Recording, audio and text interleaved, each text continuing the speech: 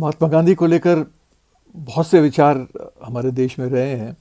काफ़ी लोग हैं जो गांधी जी से और उनकी विचारधारा से, उनकी राजनीति से एग्री नहीं करते।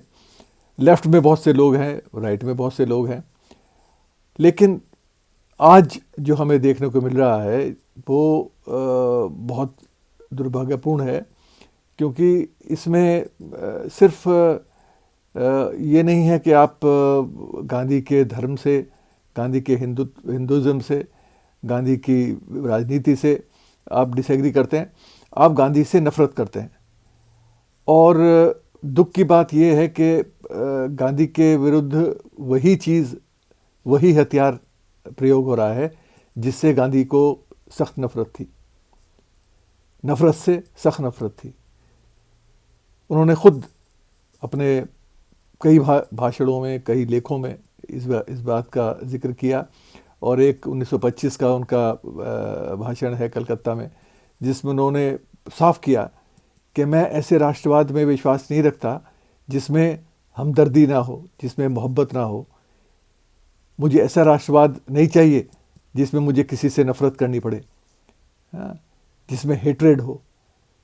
तो जो व्यक्ति इस तरह के विचार रखता हो, उस व्यक्ति के खिलाफ ये हथियार इस्तेमाल किया जाए, नफ़रत का हथियार इस्तेमाल किया जाए।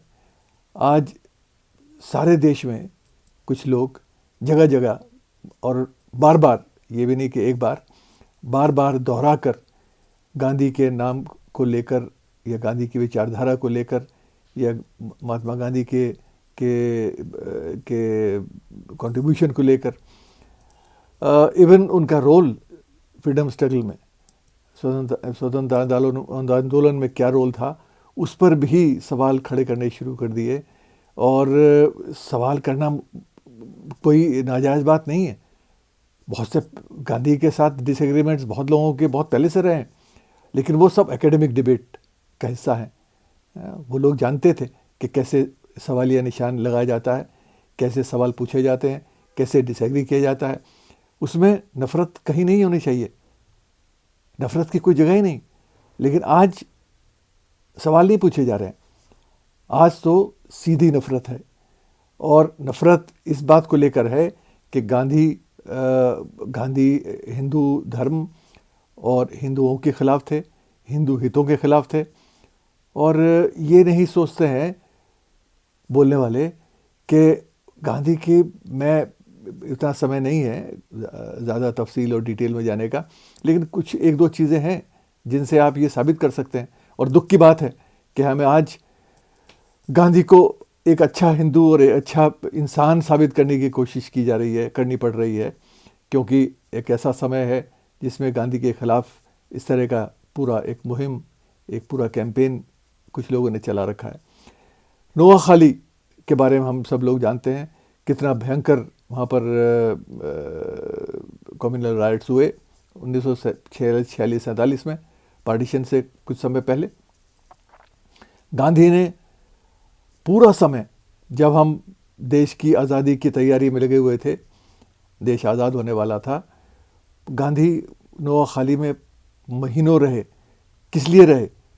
वहाँ वो मुसलमानों को बचाने नहीं गए थे, वहाँ वो देश के उन लोगों को बचाने के लिए गए जिनका जीवन खतरे में था। मेजॉरिटी उसमें हिंदू थी। और गांधी ने कभी ये नहीं सोचा कि वो हिंदुओं को बचाने आए हैं, वो देश में उन लोगों को बचाने गए जिनकी जान खतरे में थी। और इसी तरह से उन्होंने बहुत बार उन लोगों को बचाया जिनका धर्म इस्लाम था, जो मुसलमान कहलाते थे, उनके लिए भी उन्होंने आवाज़ उठाई। तो ये कभी गांधी ने नहीं देखा कि वो किसी हिंदू की जान बचा रहे हैं, कि हिंदू के हितों की बात कर रहे हैं, मुसलमानों के हितों की बात कर रहे हैं। उन्होंने हर समय जो भी कुछ कहा, जो भी कुछ किया, उसमें देश हित था, इंसानियत का हित था। आज गांधी को ये कहना कि वो हिंदू हितों के विरुद्ध उन्होंने राजनीति की, ये एक बड़ा दुर्भाग्य की बात है। और मैं एक और एग्जाम्पल देना चाहता हूँ, और दुख के साथ, क्योंकि इस तरह की बात हमें करनी पड़ रही है आज के भारत में, और इसमें सरदार पटेल भी इन्वॉल्व है।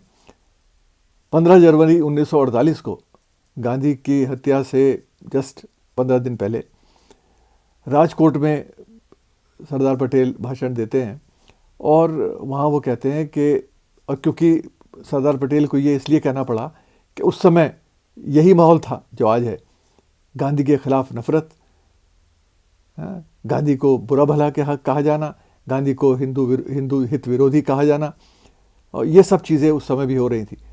और ये इस बात से साबित होता है जो सरदार पटेल ने उस समय राजकोट में कहा। सरदार ने कहा कि मैं बिल्कुल एग्री नहीं करता हूँ उन लोगों से जो लोग महात्मा गांधी को क्रिटिसाइज़ करते हैं। मैं उन लोगों को हिंदू ही नहीं मानता जो गांधी विरोधी हैं।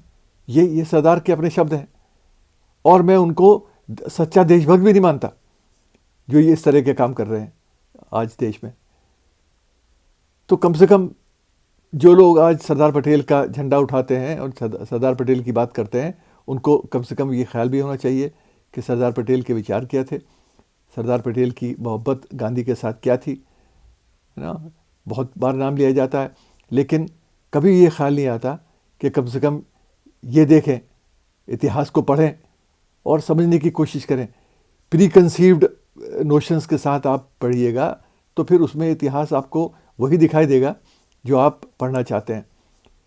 लेकिन खुले दिमाग से अगर आप पढ़ेंगे और ये सोचकर पढ़ेंगे कि उससे कुछ सीखना है, कुछ हासिल करना है, तो आपको वो चीज़ पढ़ने को और देखने को मिलेगी जो सच है, जिससे आप कुछ सीख सकते हैं, जिससे आप अपना जीवन भी सुधार सकते हैं और अपने देश का भविष्य भी सुधार सकते हैं।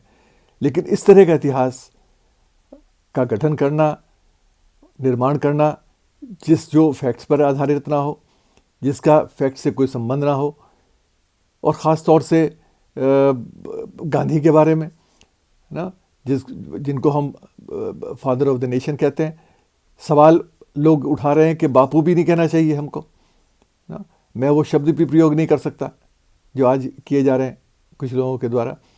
लेकिन ये एक दुर्भाग्य की बात है कि हमें आज इस तरह का एक नैरेटिव सुनने को मिल रहा है, और उसको काउंटर करने के लिए हमें हर प्रकार का जो साधन है वो प्रयोग करना पड़ रहा है, चाहे वो वीडियो हो, चाहे वो लेख हो, और कोशिश लोग कर रहे हैं समझाने की।